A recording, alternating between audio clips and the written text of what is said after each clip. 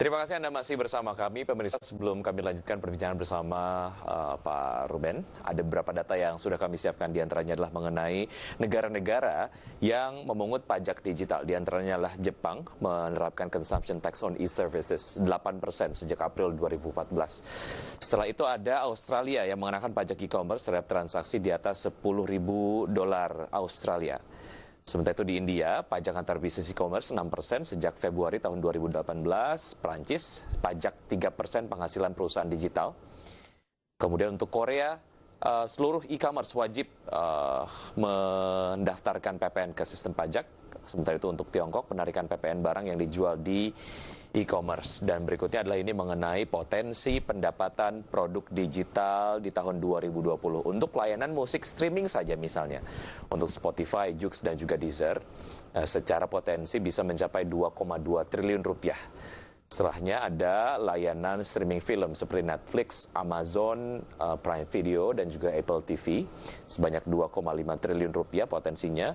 Sementara itu untuk game online, untuk Warcraft dan juga Fortnite, potensinya bisa mencapai 3,2 triliun rupiah. Ya, kembali kita berbincang bersama Pak Ruben Huta Barat, Deputi Direktur Center for Indonesia Taxation Analysis, Pak Ruben Huta Barat. Pak Ruben, mengenai potensi tadi kayaknya cukup besar juga, dan menurut Anda ini memang sudah sepatutnya lah ya perusahaan-perusahaan digital yang kemudian memiliki customer base yang ada di Indonesia dikenakan pajak. Dan negara lain juga sudah menerapkan hal yang serupa. Artinya secara reaksi yang kemudian disampaikan oleh Amerika Serikat mengenai penerapan pajak digital ini seharusnya tidak terjadi atau seperti apa, Pak Ruben? Nah, kalau menanggapi reaksi dari US Trade Representative yang sudah melayangkan surat ke pemerintah Indonesia, memang kalau bisa dibilang seharusnya tidak, pengenaan PPN digital ini seharusnya tidak menjadi keberatan ya, karena kan memang yang dipungut sebenarnya kan konsumen. Iya, cuma memang agak rancu mungkin ya, karena memang negara-negara lain yang mengenakan pajak atas digital ini ada komponen PPH di situ, seperti Prancis misalnya.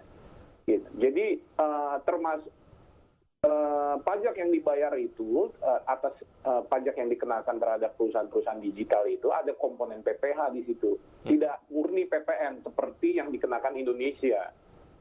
Jadi kalau ada pengenaan PPH, pengenaan atas laba, pengenaan pajak atas laba, wajar apabila pemerintah Amerika mengajukan keberatannya, gitu.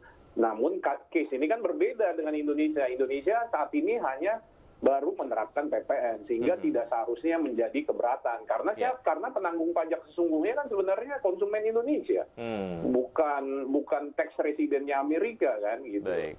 Iya. Dan jadi seharusnya sih. Perusahaan-perusahaan digital ini ditunjuk sebagai pemungut saja, gitu ya? Pemungut saja, iya. Baik. Ya. Iya. Mengenai besaran prosentase lah ya pajak penghasilan yang mungkin menurut Anda dinilai cukup win-win lah untuk perusahaan digital.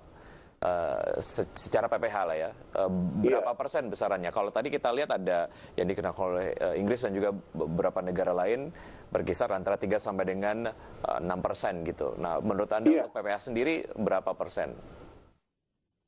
Ya, kalau kita melihat berapa persen sesungguhnya yang wajar ya, pada saat ini undang-undang yang berlaku masih di tarif 22%, 22% atas laba.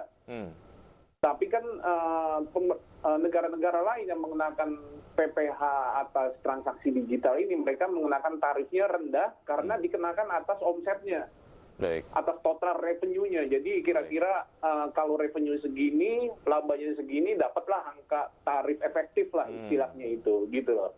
Jadi dia PPH-nya dikenakan atas, PPH ini tanda kutip ya, walaupun mereka kan nggak menyebutnya ini sebagai PPH. Baik. Negara-negara yang sudah mengenakan kan gitu. Jadi kalau konteksnya masih dalam tarif PPH, undang-undang PPH yang berlaku, itu masih 22%. Indonesia belum menetapkan tarif efektifnya.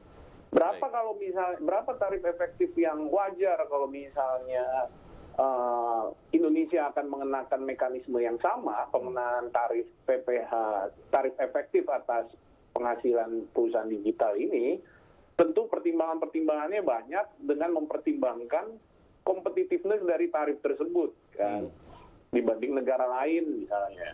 Baik. Terutama negara-negara terdekat dari kita. Gitu. Baik, ancaman retaliasi untuk produk-produk impor dari Indonesia ataupun negara-negara yurisdiksi pajak Amerika Serikat jika kemudian PPh ini diterapkan. Menurut Anda sangat singkat seperti apa? Retaliasi tentu suatu kemungkinan yang tidak bisa kita hilangkan dari hitung-hitungan pada saat akan mengenakan PPh. Itu saja. Baik. Namun kemungkinannya apakah memang pemerintah akan tetap maju untuk mengenakan tarif efektif PPh atas perusahaan digital? Sepertinya sinyal yang diberikan pemerintah akan berkomitmen menunggu kesepakatan global dalam penetapan tarif ini. Ketika sudah ada kesepakatan global yang sifatnya tidak lagi unilateral, penentuan satu negara secara sepihak, tentu Amerika juga akan ikut. Saya rasa akan berpikir berpikir keras kalau itu merupakan suatu kesepakatan global ya. Ya. Semoga prosesnya dapat berjalan dengan lancar ya. Bagaimanapun memang secara potensi sangat besar dan menurut Anda tadi secara waktu memang sudah harus dikenakan pajak. Pak Ruben, terima kasih sudah bergabung bersama kami, waktu kita sudah habis. Sukses untuk Anda. Terima kasih, sampai jumpa. Terima kasih Pak. Ya, pemirsa, demikian perbincangan kami bersama beberapa narasumber di Market Review. Semoga perbincangan kami dapat memberikan inspirasi untuk Anda. Saya Wiki Adrian undur diri. Terima kasih. Sampai jumpa.